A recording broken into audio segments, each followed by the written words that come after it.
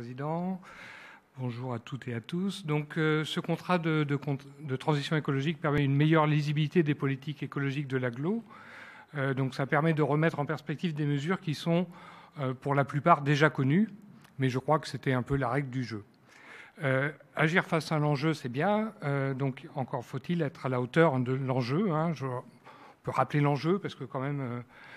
des fois, on oublie un peu peut-être, c'est le changement climatique, c'est la perte de biodiversité, c'est la raréfaction des ressources, la pollution de l'air, de l'eau et du sol. Et tout ça est déjà commencé, et ça peut s'illustrer par des canicules à répétition avec des risques pour la santé, une tension forte sur les ressources, par exemple la ressource en eau, avec déjà des conflits d'usage de l'eau et des risques de point de cristallisation, une biodiversité sous pression avec une disparition des insectes pollinisateurs, etc. etc. Je pourrais faire une liste longue comme la main. Alors malheureusement, contrairement à la crise sanitaire qui, on l'espère tous, va s'arrêter bientôt,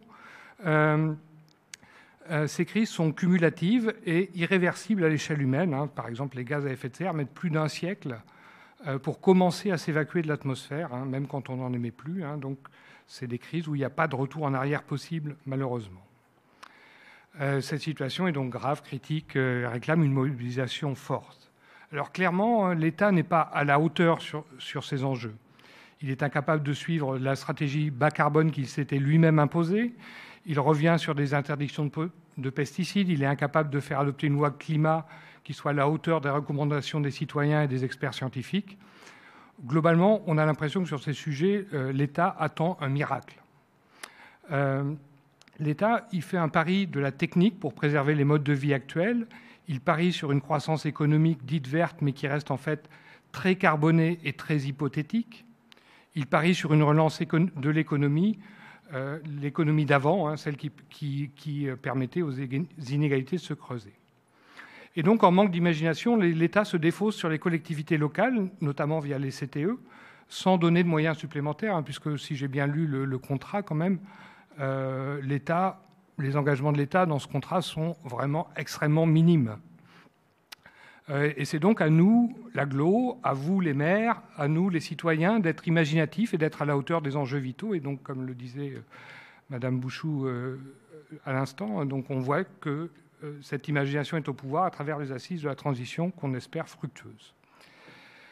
Alors, il existe une autre voie que celle du pari technique, une voie plus réaliste, plus adaptée à notre territoire, qui est celle de créer une société qui est sobre, apaisée, celle d'une économie circulaire, d'une relocalisation ouverte, une voie qui redonne du sens au travail, qui questionne la surconsommation, qui réduit fortement les inégalités via la redistribution, une voie en fait de progrès humain et d'innovation sociale.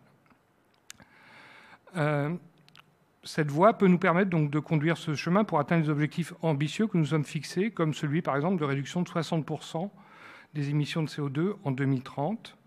Alors, j'ai quand même trouvé que c'est un peu ce qui manquait dans ce contrat de transition écologique, c'est qu'on ne voit pas les étapes pour atteindre d'abord 20% de réduction, puis 40% et enfin 60% de réduction. Alors, il semblerait que vous êtes un peu fâché avec les tonnes équivalent carbone. Ce serait pourtant éclairant pour avoir un peu idée de savoir quel chemin emprunter, quelles sont les voies qui sont les plus prometteuses. Et donc, c'est pour cela que nous demandons avec une insistance, voire une lourdeur, une comptabilité écologique. Voilà. Et donc, nous devons réussir cette transition écologique pour notre territoire. C'est indispensable, c'est même vital. Nous sommes devant l'urgence, il n'y a pas de planète B. Les solutions existent déjà, ici et maintenant. Nous ne devons pas faire de paris audacieux sur l'avenir et nous devons faire notre part, toute notre part, et atteindre nos objectifs, quoi qu'il en coûte. Merci.